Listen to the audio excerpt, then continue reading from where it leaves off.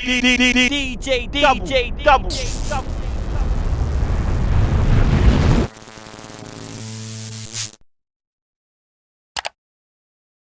It's DJDUBL here, and today I've got Drilliam Shakespeare himself. Come on. KO in the building. Come on, my guy. What's going on, bro? I'm good, brother. Welcome to the channel, man. Come on.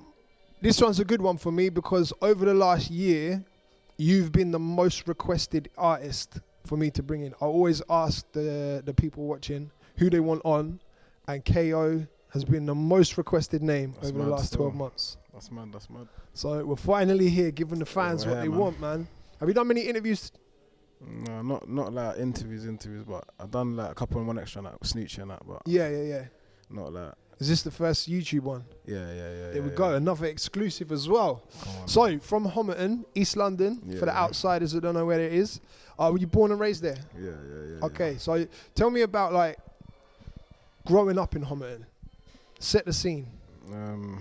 Obviously it's just like, it's London, innit? So, just multicultural, just things going on, innit? It's calm though, it's alright. What's your roots? Where are your parents from? What, country? Yeah. Jamaica. Yeah. Okay, so like musically growing up, what kind of music was played in the house? More like, mum like reggae and that. Okay. Yeah, my mum used to listen to reggae. My dad, he listened to variety stuff. Yeah. Yeah, variety, reggae, rap, like.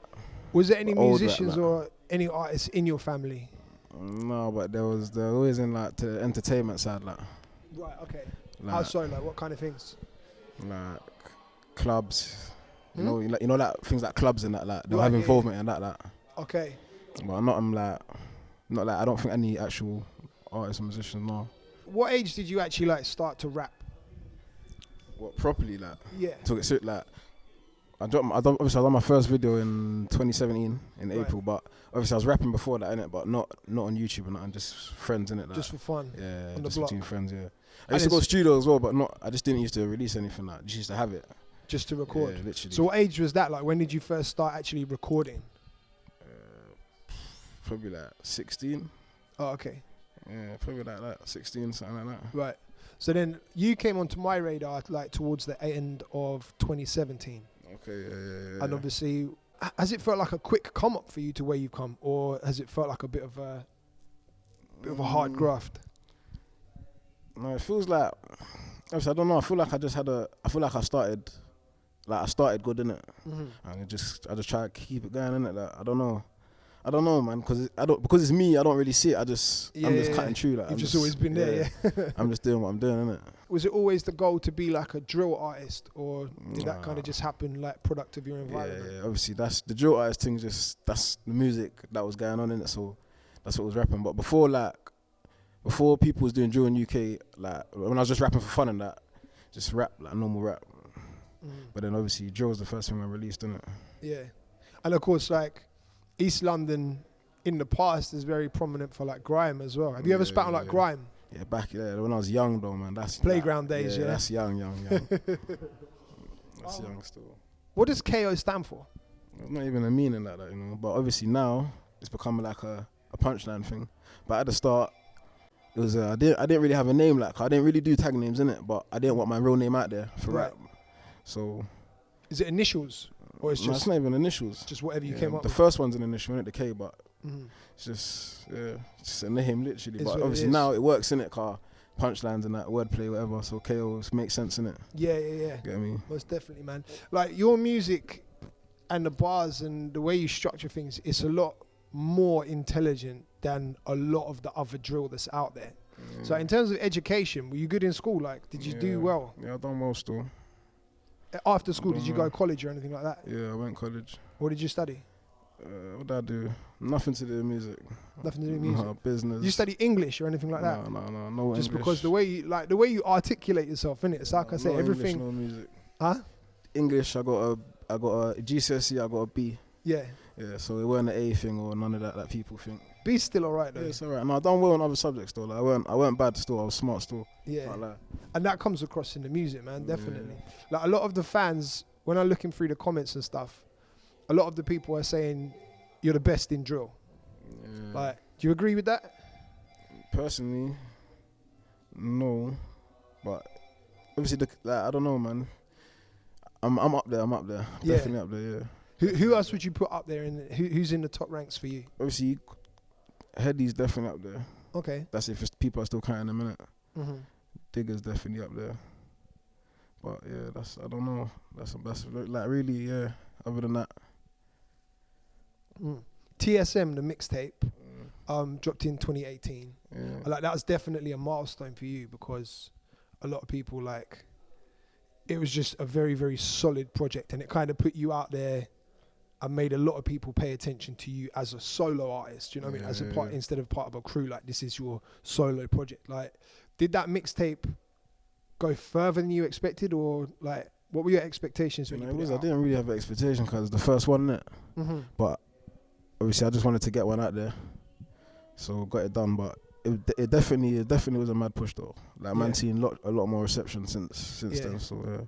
It feels to me like it spread out further than a lot further than London. Do you know what I mean? Like it started getting this, like people were playing it in Manchester, people were playing it right on the south coast and all over the place. Did you expect it to have that kind of reach? No, not that much still. But obviously there was, because there's a couple of songs on there, one with Unknown T, obviously that was a big song, so it helped, innit? Like, helping it, so it just that's pushes Nyla thing, right? Yeah, and obviously that was a time where it was roughly like after he dropped Homerton B and that, so a lot of heat there, man, definitely. Yes, so like after the tape dropped and when your name became like, there was a big buzz around you as well. Yeah.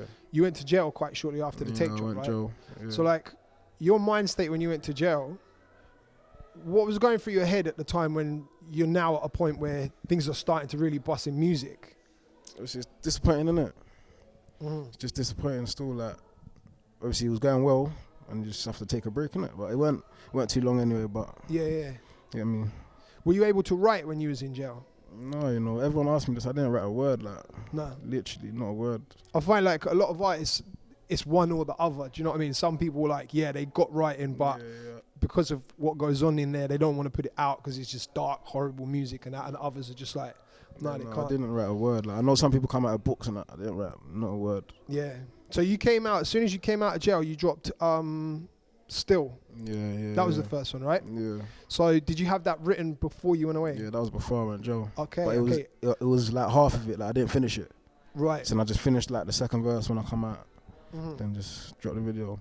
That was the first time you went kind of baitface as well, and you came out and there's no mask anymore. It was planned before I went to jail though. Like even if I didn't go to jail, it was still gonna be baitface. Like. Yeah. I saw the freestyles. Like, what made you wear it in the first place? The mask, just for privacy. Privacy, man. Okay, right. Yeah, just literally get from the music everything. there. And Like it's just like I didn't really weren't really a thing in it. Like, but obviously to take it seriously, eventually rapping what you're rapping about, you have to take it off, innit? Yeah. Do you feel that way, like? For especially with your artists, you feel like to kind of cross over and get more mainstream success, they have to drop the mask. Yeah, unless you're mad different, like. But yeah, I think you do still, because obviously it's a character thing, innit? People want to see your character. When you got a mask, you're just a guy in a mask, innit? You're just hard at rapping. That's it. Yeah, I feel like there's definitely a few artists that can get away with keeping it on. And still cross over. Well, M Huncho, he's not a drill artist, but M Huncho's a perfect example. Yeah, M Huncho, but that's not drill. He has a very defined one. But V9's another good example. Yeah, that's because the Deadpool character. Yeah, same with LD. It's very unique and it stands out. Do you know what I mean? So definitely, if it's unique, you can cut through. But you see, when it's just a black mask or just whatever you're putting over your face, anything to cover your face, it's just not. Yeah. When I look online and I look at the comments and stuff, there's so much. Like I said earlier, a lot of people are saying like, you're the number one guy in drill. A lot of people are saying about how your punchlines are sick and they're really taking notice. And there's so much love for you online. I haven't seen any negative comments about you online. Do you pay much attention to online comments? I look at the comments still, but I look at them still. I read them, innit? Yeah. I just go through, read them. Must be a good feeling, like, because the drill artists can be savage as well. Like they don't hold back. No, it's good still. It's good still, but not much you can do in it, even when they are like being negative. It's comments, innit? Just roll with it. Yeah. So let's talk about Drilliam Shakespeare. The mixtape's out, sounding hard, bruv. How did you pick the name for the project? Obviously, when I was in jail, that's when I first heard it, like Drilliam Shakespeare. But obviously, since then it just stuck in it. I liked it. Like, it was alright. Can't true say wordplay, punchlines, and that. Was it somebody that called you Drilliam Shakespeare? Yeah, like I just see it, like, you know, you just see it in the comments and that. I think I might have even been V9, you know. Right. in called that, you Drilliam yeah, Shakespeare. because I didn't see it. Yeah, because in that Fumes thing, you know, the studio Fumes. Yeah. I'm sure he said it, but and then since then, like everyone was just saying it, like Right. just cut through with it. It works, innit? Yeah. It works still. And that's it. No, it definitely does work. Start off with I Was, the intro. Yeah. Bruv, hardest way to start the mixtape. Like, Yeah. very, very sick. I'm a big fan of like storytelling raps. I love it when someone can articulate themselves like that. Yeah. Also, like, on a freestyle thing, you're very good with the punchlines and metaphors and all of that stuff. So, being able to do both so well, which do you prefer? You know, it is now. Like, if you'd asked me this like 6 months ago or something, I'd have told you. But now, I don't really like. You see, drill in general. Yeah. Like, if it's on a drill beat, I don't even really like. Now it's got to. I don't really feel it anymore. Right. Like, I'll just do it, innit? But obviously, if I had to say, probably the punchline thing still. Prefer the punchlines. Do you find it difficult to write? Like, what's your process when it comes to making a change? You know, it is. I just take long. I don't find it difficult, but I do take long still. Right. Yeah, because I like to get punchlines in, innit? Yeah. So I like doing them. Do you find like, do you write a lot of stuff out of the studio, or do you have to hear the beat before you can write? More time is in the studio, but there's a few occasions where I just like, if I'm at home or something, I'll write. But more time I'm in the studio and I write. Something will come up. Yeah, literally in the studio. When I was listening through this project, that Yeah. this is definitely the project that brings you away from being like under the drill artist label Yeah. and more of to an actual artist, like a full all-round rapper. Yeah. Like, was that the mind state going into making it? No, it weren't. You know, just like the mindset going into it was give them more drill, like literally, and just make it like slightly the end of it. Right. Okay. But obviously, it was hard to do, car. How I'm feeling about drill, I just said no, like just make it a solid tape, innit? Just do everything. Yeah. Throw it all in there. So He definitely did that. So let's talk about how you feel about drill right now. Do you feel that being just a drill artist is like very restricting, or like what's your feelings on It's it? because of the media and that, though, innit? Like being a drill artist, like I don't know, innit? It's not like you're not a musician no more, innit? You're your Right. own thing, like you're just like rappers can be musicians, singers, musicians, but you're a drill rapper, like you're just, you know what I mean? Just a drill Yeah, artist. just a Do you drill think the artist. content as well? Do you think that holds artists back? Nah, because that content's been going on for time, just not as like out there, innit? Like, but it's been going on for time. People have been rapping about loads of things for ages. Mm-hmm. So it's not really a content thing, I don't think. I think it's because more of people just making it like a known thing, like, Right. Yeah. you know what I mean? It's becoming a lot more mainstream now. Yeah, Like I was yeah. just chatting with somebody yesterday, like, and we were counting off how many big drill tunes are actually in like mainstream People think, like, clubs. how's now this as well. popping? Like, how can like my man's talking about that and that, and he's on the radio and that, like. But obviously because that's happening now, I think they're just trying to clamp it down. Right. So Well- you're kind of moving out of that bracket and Yeah, just getting yourself into being labeled as an artist. yeah, artist, musician, innit? I think you're doing it well, man. It definitely comes across Thank you. in this project, 100%. What's your favorite track from the project? Probably the Gunner one, you know, but only like for different reasons on it, because I Last man of grew the up listening to him. Yeah, last of the week, yeah. But if it weren't that one, probably Wayne Bros or Games and Fun. Okay. Yeah, but Yeah. Games and Fun's a good one as well. Even though that's drill as well, but it's a good one. Yeah, I like yeah. that one. No, Last of the Week's dope as well. I think that's definitely my favorite one off the project. How did you and Gunna D meet? Literally, I just DM'd him, you know. Simple as that. Yeah, literally just asked him, he's still doing music. Did you link up to do the studio session together, or did you send him the track? I sent it to him still, and then he just forwarded it back over, panned it. Yeah. So it was the Yeah. first time that you met in person at the video At the shoot? yeah. Mad. Literally. Yeah, dope. Any more collaborations together? Obviously, if he's still doing music, but yeah, I think he's. When I was speaking to him, it sounds like he's back on it. So Yeah. hopefully, yeah. Yeah, and maybe like a Homerton SM1 collaboration. You never know, man. Yeah, that'd be hard, man. So you got Unknown T and a voice note on there as well. Yeah. Do you get to speak to him a lot? No, not really, no. Not really, still. Yeah, because Literally. when it comes to Homerton, like as a collective, obviously with Homerton B, Unknown T really put like the Homerton collective on the map on a national scale. Like the song went massive, but obviously with him being away now, Yeah. it's kind of like it's you and V9 are really flying the flag for Homerton, right? Obviously, we can't speak about his case, but like, what's the whole feelings in the Homerton team about like what's going on? It's just a wait, innit? Like, it's nothing you can do, innit? Just one of them things. It's life, innit? It's life, like. Yeah. It's just a wait, but freeing, man. Do you guys have any music together that's unreleased? Yeah, there's a few still. Any plans for that to come out, or are you just kind of waiting just now? wait, man. It's a waiting thing, so. Wait and see what happens. So on the mixtape, right, there's only 3 features. Yeah. Why not any more? It's mad. Like, do you know what it is? I like to get people I know. Right. Like, that's why I like to shout. Like, if I'm gonna shout you, that's my character, innit? Like. Yeah. But yeah, the Gunna T thing was just true. Say like, I don't know. Gunna T thing was like, man grew up listening to him. Then you know, did you see the prod by Wooks? Do you know who Wooks is? No.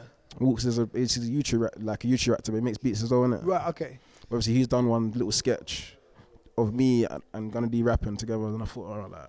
Right. Yeah, I mean, that's how that one come about, really. But Okay. I don't know, man. I don't know, Obviously, really. V9 and Jimmy are the other collabs. Yeah, they're from my era, so Yeah. I know them too.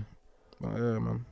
Was Obviously, there any... I do features though. Like, it's not like you know what I mean? But Yeah. yeah. You know what though? I feel like for a project like this, especially now where you have an identity, like your face is out there and you're doing what you're doing with your sound, I feel like it's better to have less because people hear you more, and then it's a project trying to show me, innit? Yeah, exactly. literally. Rather than having a project like, let's just say you full of got like that. Dave on there or Skepta on there or any of the elite artists.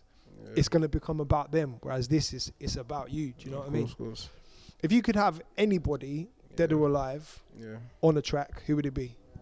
What, from UK or? Anybody ever. Anybody ever? That's a mad question, man. Anybody ever? I don't even know, bro. There's too many, man. Like literally. any artist. Okay, so what? Ring off some names in. What kind of artist would it be? Like. Mad. That's the money calling. Not even, man. Any artist? Maybe like a Biggie, you know? Biggie, yeah? Yeah, man. Biggie or, you know, is there some artists, I don't even know their names, like, but like, if I heard a song. Right. But yeah, man. What kind? So you talking like rappers or no, singers? Like one, there's a couple Afro tune ones. Oh, okay, yeah, like them, like just to explore, innit? Like, you like an Afrobeat style? Yeah. That would be interesting. Or like a Vibes Cartel or something. Yeah. Yeah, Vibes Cartel. If he was at, I'd love to get that done. And Cartel makes songs for days, bro. So like that's even possible, man, with that with his catalogue. Are there any artists from the UK that are not in the drill scene that you're looking to work with? Yeah, there's a few still, but it's not like. Obviously, it's like when I feel like to come, like, I don't know how to explain it. There's a few though, like M Huncho's hard. M Huncho. Yeah, M Huncho's hard. Obviously, Dave's hard. There's hard people out there still, but you get me. There's a whole scene waiting, bro. There's literally everyone in it. Like everyone's doing their thing, so yeah. It's one of them things, isn't it? Yeah, definitely. I feel like with this project, it was a very smart move having it as only 8 tracks. Yeah. Because these days, where people were like, music's so disposable in it, and there's a short attention span with the listeners. So like, did you have more songs ready, and then you cut it down to 8, or did you just make 8 songs? No, there was more songs still, but I picked the ones I liked, and then from there we just said that like the ones that we don't like, then it is what it is, isn't it? Then it become 8, but it was a good number anyway, innit, Carl? Yeah. Definitely, man. So those songs that didn't make it on, are they just like they're just staying in the studio? That was just sparring, yeah. They're in the archives, blanks. They're blanks in the archives, the lost tapes. How did you pick the ones that went on there then? Because, like, for example, I was expecting to hear any on there because it dropped not long before the mixtape. Yeah, I didn't want to put none of the ones that I didn't want to anything that dropped before the intro. I didn't want to put it on there. I wanted everything to be fresh. So everything, okay. From when I announced it, so yeah. So still any whip, none of them made it. So that was like the announcement was like the cut-off point. Everything before that, that's chapter 1 finished. Literally, that was just like just give it to them, innit? That one's there. Yeah. Who produced Any? Any was Wooks. Oh, okay. Yeah, Wooks. Hard. It's a hard tune, man. Yeah, hard, definitely. Big up, Another one that I really like the beat for is Get My Ride On. Yeah. So that's CTP, yeah, right? CTP, yeah. Sick. How do you pick your beats when you go to make a record? You know, CTP's from Homerton as well. So with him, it's like my brethren, so I can go to his house or whatever, innit, just listen to beats. But anyone else, I just probably shout at a producer and just get a session, innit, or just ask for a pack. Right. And just go through them. Ones I like, just hit them back, say, yo, like, this one's hard. Yeah. Do you ever have like recording sessions where you just make everything from scratch? Yeah, like the intro. Okay. K-Man come to the studio, just whipped it up quickly, like Everything literally, built from the But a ground few up, people have done that still. A few like MK's done that before, M1's done it. That it's normal. Like I think it's normal now, innit, for producers just to come from scratch. Yeah. Come to the studio and do it. I feel like some of the best music's made that way. Yeah, it's normal now still. It's just a better feeling, innit? Yeah, most definitely, man. So, who else produced on this particular tape? I know you got CTP on there.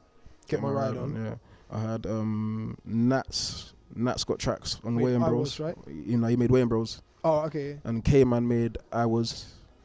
There's R14. He made The Last of the Week. And he made, him and ZC made Where I'm From with V9 and Jimmy. Itchy right. Made Games and Fun. Okay. Yeah, the guitar type of thing. Yeah. It's hard as well, yeah. I always love to shine light on the producers, man, because I feel like, especially like the younger, lesser known ones, like hardly ever get the shine. And they're making some good music, man, because like, they're hard. I liked every single beat on the tape. Before I made this tape, I didn't even know of R14 or Nats either. But so how did you guys link up then? Just social media? No, like, yeah, basically social media. Yeah, social media, literally. Yeah, and you got them to send you beats? Yeah. Just got them to send packs and I like them, man. They were hard still. Yeah. So big them up still. That's sick, man. That's sick. Got all of them lost on the These tape. streets.